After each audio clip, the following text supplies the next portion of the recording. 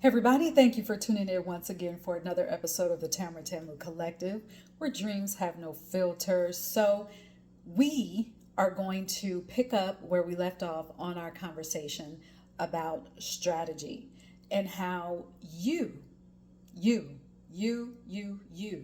are the strategy that you have been searching for. So in this video, I want to talk about why do we search so hard, so fiercely, so just we put our claws into finding a strategy or thinking that we have to find a strategy as if we already don't have one. Why do we do that? So what I have found is that there are some main reasons why we do that. And so in this video, we're going to talk about it. Now, I'm going to talk about three in particular. There's layers to all of them. And I hate to put a number on that because I hate to give lists. But from what I have seen, and again, this is coming from my experience, my perspective, and what I have realized is that there are three major reasons why. The first one is we look for strategies because we have a mistrust in our own experience. We have a mistrust in what our experiences have taught us. Part of that reason for the mistrust is because many of our experiences have been so tough that we want to forget them. We don't want to think about them. We don't want them to come up again. We just want them to be gone from our memory. While I understand that, while I can relate to that sentiment, oftentimes when we just want to forget something, forget an experience, we're pushing it so far away where we are actually pushing away the genius that we have picked up while going through that experience as well. Okay, so that's number one. We mistrust what our experiences have taught us. So we mistrust our own internal guiding system, right? Then the next one is we are looking for permission. So in that one, there's a few layers in that. I'll get into it after I get through going through the three major reasons. And then the last one is it's a paradox. We want to somehow make logical sense of this big vision that we have because it seems so outlandish that our intellect cannot, we somehow feel like we need to reel it in or put it in boundaries for it to make sense to our logical mind. All right. So those are the three. Not necessarily, I've just listed those. There's no, order as to which one is more important than the other. They're integrated, they go together. So first, let's go back to the first one about our mistrust in our guiding system. Like I said, our experiences, both the unfavorable ones and the favorable, those experiences have unlocked genius in us, which I believe, how, we've heard for so long, even way back in biology from elementary school, we heard this thing about this junk DNA, which, by the way, there's no junk DNA. There's no such thing. There's no such thing. All the DNA that we have in us are for our greatest purpose, are for our use, okay, for our greatest good, period. So what I believe what happens is we go through things, we experience life, we experience humaning, We experience this 3D, this physical dimension. And part of that is to unlock that DNA that has not been unlocked yet. And it's nothing to be afraid of. I hear people talk about unlocking DNA that hasn't been unlocked before, and all of a sudden it becomes a scary thing. It's only scary because it's unknown, but there's goodness in there. And so that's what I believe happens. I believe we go through experiences for the sole purpose for us to stop looking outside of ourselves for answers and learn to reconnect with our divinity, learn to reconnect with our genius that is trying to come out, it's trying to be expressed through us, that we learn to reconnect with our intuition. That's what experience does. And like I said before, we, especially the painful experiences, we want to forget it. We push it so hard, so tough to the side, or just out of our minds. We don't want to talk about it anymore. But then we forget to ask questions like, what did I learn? What gift, what spiritual gift did it open up for me? What talent did that experience reveal to me that I didn't know was there? How can I turn it into profit? How can I alchemize that experience and turn it into profit, turn it into wealth? We forget, those experiences are so painful where we forget to ask those questions. And it's those questions that unlock that genius for us. It unlocks our intuition. Because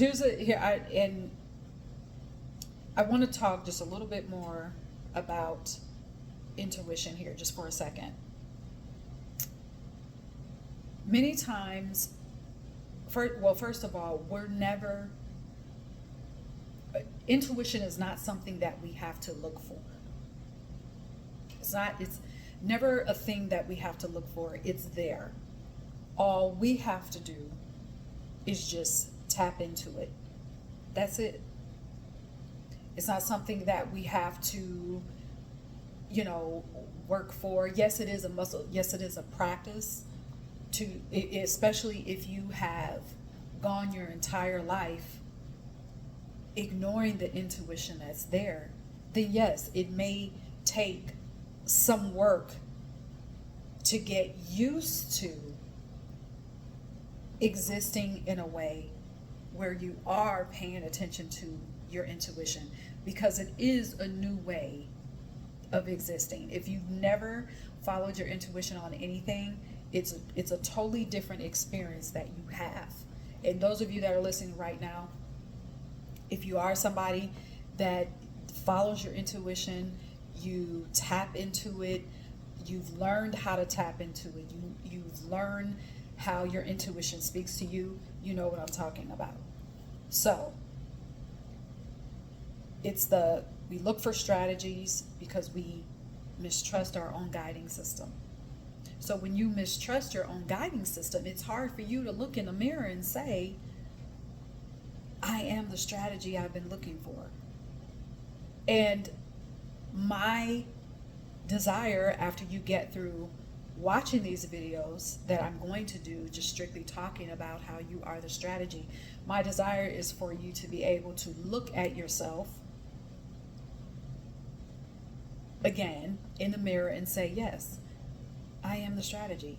I've got all this genius that is waiting for me to tap into I have the strategy. I have the strategy to get from here to here to here to here. And when I talk about, and I've said this before, but when I talk about vision, when I talk about dreams, that's anything that you desire, however you want to start living your life differently. That's what I mean. All of that. So the next thing is we look for strategies because really we're looking for permission. And again, this is tied into the first one about not trusting our guidance system. Because when you trust your guiding system, you already have the permission. You don't need any outside person or any outside system to tell you otherwise. But when it comes to seeking permission to live the life you want, to step into the career that you want, to experience the freedom that you want to live, there's several layers to that. So many times when it comes to, our dreams, it's easy for us to think about the what ifs. What if I lose my money from investing in this business? What if I spend all this time on this thing and the result isn't what I thought that it was going to be, or the result isn't what I want it to be? What if this? What if that? What if I lose friends? What if I lose family? What if I just make too much money and people don't relate to me anymore? What if I start this business and I don't have time for myself or time for my family? What if? So we look for a strategy to make all of that, those what ifs, manageable for us. The other layer to that, though, which, listen, when I'm talking about strategy, I'm not saying strategy, an outside strategy is good or bad. Okay, side note. So after you go through the what ifs, then what happens is, let's say we find a strategy that makes sense, that helps us to manage the what ifs of our loss of resources if we don't get the thing that we want. The strategy gives us an excuse to quit. The strategy gives us an excuse to quit, because look at it like this. We have this strategy that we're excited about, and maybe perhaps not really, not so much excited about. It's just, oh, finally I have something that makes this dream or this idea sensible. So now here's something that I can follow. Now I can manage all the what ifs in my mind. So now I'm going to follow this strategy. Well, we follow the strategy and then we get no results. Or I should say this, it's not that we don't get results, we don't get the result that we thought we should, based on the steps of the strategy, based on what the expert said. If you do this, and this, then this is going to happen within 6 months, within a year, within 2 to 5 years. Then we don't get the result that we thought we were going to get, and then we quit. Because then we say, well, you know what? I followed the strategies. It could be strategy or strategies. I followed those strategies. I followed the steps. I didn't get the results that the strategy said that I should have gotten. So I guess that idea I guess that career, I guess that business, I guess it wasn't meant to be. So, you know, I'm just going to go back to what I'm used to. You know, I wasn't necessarily happy with that, but I was safe. Yet, meanwhile, while you've given this strategy all of your power, and you've said, because that strategy didn't work for you, then somehow that dream is not for you. But yet you go about living your life the way that you were living before. I have to take a sip. So you go about living your life in the way that you were living before. But meanwhile, the vision doesn't go away. Meanwhile, your heart is still holding a torch, is still holding this strong flame for this idea, for that vision, for that highest version of yourself that you know is your soul speaking to you, saying, hey, this is how we want to be expressed. Give this space. So you see, let's review. So we look for strategies because we mistrust our own guiding system based on our experiences. We look for strategies because really we just want permission. Then the last one is, and this is also has layers because it's a bit of a paradox.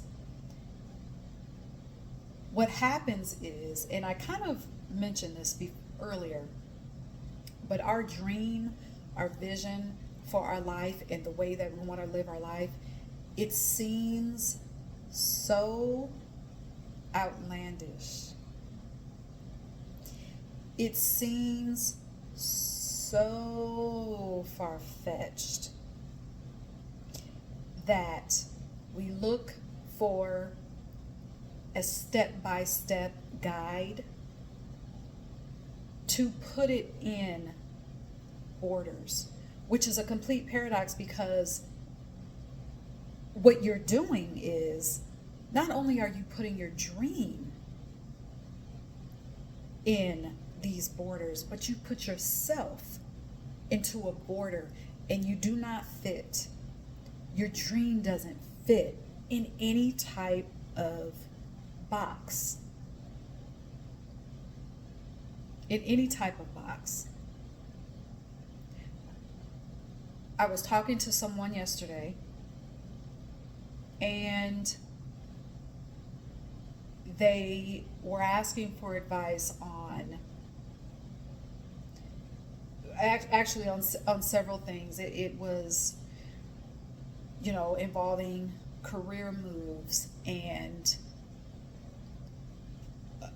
a new position, and there's so many different layers, which we're all multi-layered. We all, every day, we are doing our best to fulfill our roles.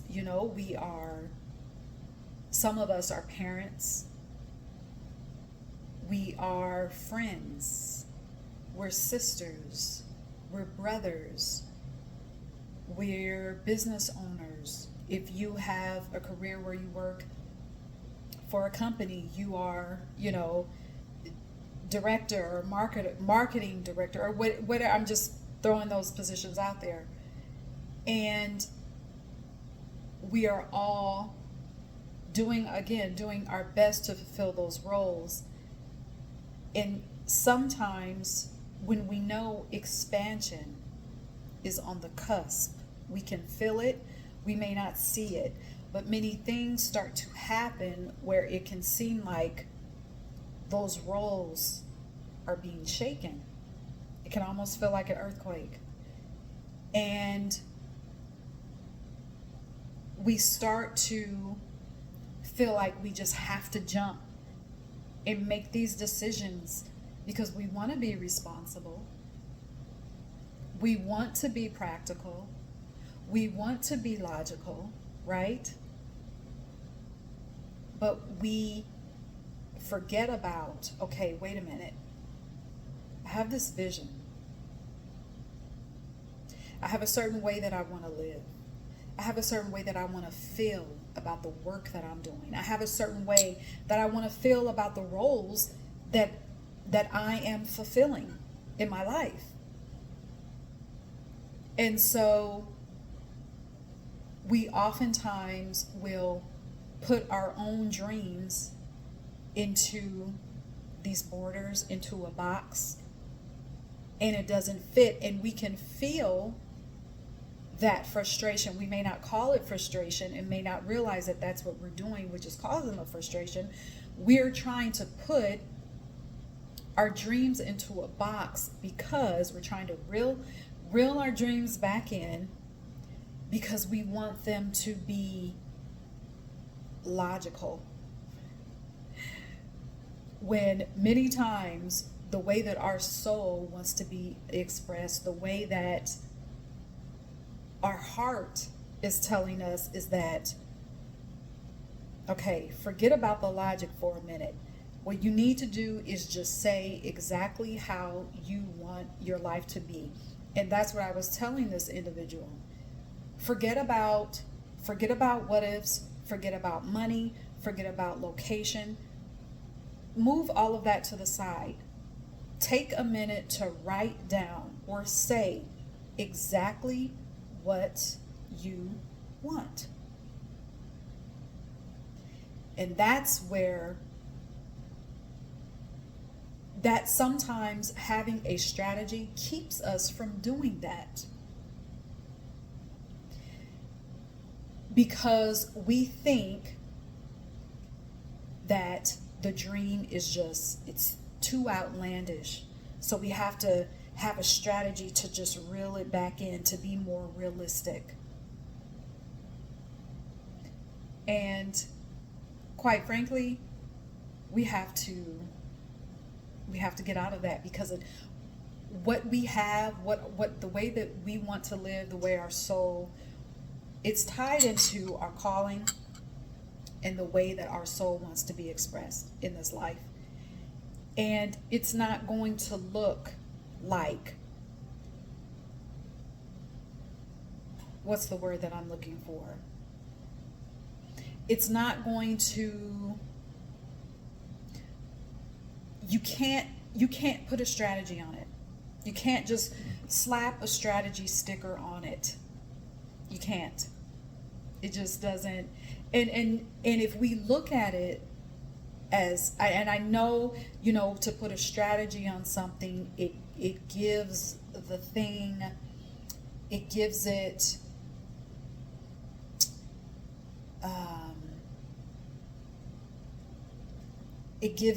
a realistic label, or it can make something feel like it's realistic. But here's the thing, your dreams are realistic because they're yours. Just because something doesn't fit into a box doesn't mean that it's not realistic. Just because your dream may seem outlandish, it's not, because it's yours. And I've said this many times on my videos. Why? If something was not possible, then you wouldn't be able to think it. It would not have even crossed your mind. It would not have even crossed your mind. So, again, when I'm going through these things about strategy and stopping from looking, don't look for another strategy. Seriously. Now, does this mean that you'll never ask for advice from anyone or accept advice from someone? No. But really, this is a new way. This is a new perspective. So I just invite you just to ask yourself, if you are looking at, taking a course or something, or adopting a strategy for a business that you have, or business idea, ask yourself, why am I doing this? Why am I doing this? Am I doing this because I need permission, which you don't? Am I doing this because I'm not trusting myself to be the strategy, which you are? Am I doing this because this dream just feels like it's bigger than me? First, the answer should be yes, and that's exciting. That should be exciting. We have to change our perspective about that. Your dreams being bigger than you or seeming to be outlandish, that is exciting. They should be. Okay? And you've heard me, if you've listened to me for a while, you know I don't like to use the word should, but yes, your dreams are bigger than you. They are bigger than you. Because why? You are expansive. We are constantly expanding and evolving and giving our soul a chance to be expressed. Okay? So, again, why do we look for strategies? Because we don't trust our own guiding system, so let's switch that around. We look for strategies because we think we need outside permission, which we don't. And we look for strategies to help us manage our outlandish dreams. Our dreams are outlandish, and that is a good thing. All right, that is exciting. Okay, so that's it for this video. I got a little long-winded, but if you have any questions for me about how you can just tap into your internal guiding system, please let me know. I am taking one-on-one. I'm doing one-on-one consultations now. So I will leave the link in the description box so you can set up an appointment with me if you feel guided to do that. And until next time, cheers.